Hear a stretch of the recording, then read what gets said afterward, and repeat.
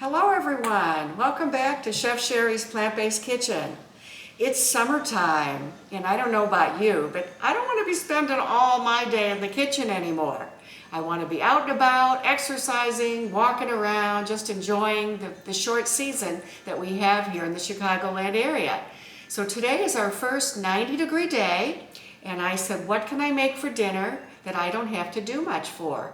And here it is. I made some tofu kabobs. Take a look at this. I've got red pepper, I've got mushrooms, I have zucchini and tofu that I drained the water out of and just cut it into pieces and put them on skewers.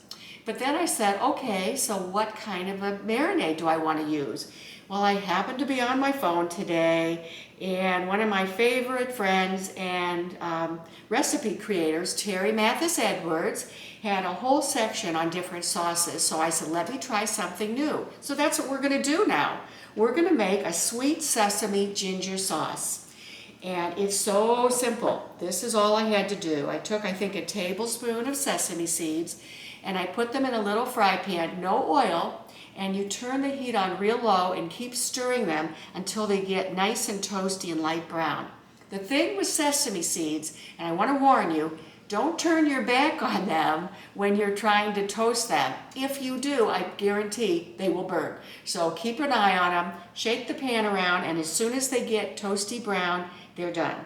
So I have a little bowl here with a teaspoon of tahini. I'm going to put the sesame seeds in, and it's just a matter of adding all of these ingredients. So I have some ginger that I had in my freezer. Remember I told you I get a big head of ginger, and then I cut it up and mince it and freeze it into little cups in my freezer. So I'm putting that in, and I'll give you the link to Terri Edwards' Eat Plant-Based site that takes you directly to this recipe, so you don't have to worry about amounts.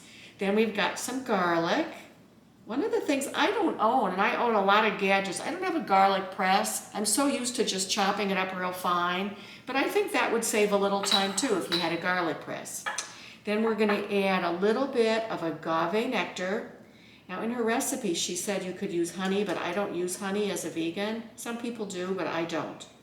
So we're going to add that, a little tablespoon of water, and a little bit of Bragg's liquid aminos. Simple as can be. Now let me just whisk it all up in this little bowl here. And then what I plan to do, and this is just my own thought about this, I don't have a grill, so I'm going to take my little pastry brush and I'm just going to put some of this directly on my little kabobs.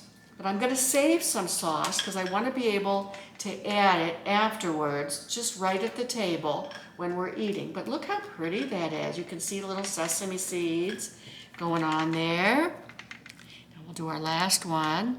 I ran out of the mushrooms, but we have plenty of other veggies here. Look at that. And then what I think I'm going to do is I've got my oven preheated to 350 degrees. I'm going to bake them. I'm going to say give them about 20 minutes. Then I'm going to turn on the broiler, and I'm going to get them nice and sort of burnt a little bit. So one side I'll do, and then after a few minutes I'm going to flip them to the other side, and that should do it. Pair this with some rice or some sweet potatoes. I've got some corn on the cob, a nice big tossed salad, and voila, dinner will be served. So I hope you like this recipe. Let me know, and I'll let Terri Edwards know what you think too. Go to her site as well. She has the best recipes. But check out this one, and I will see you soon back in my kitchen. Have a wonderful day, everybody. So long.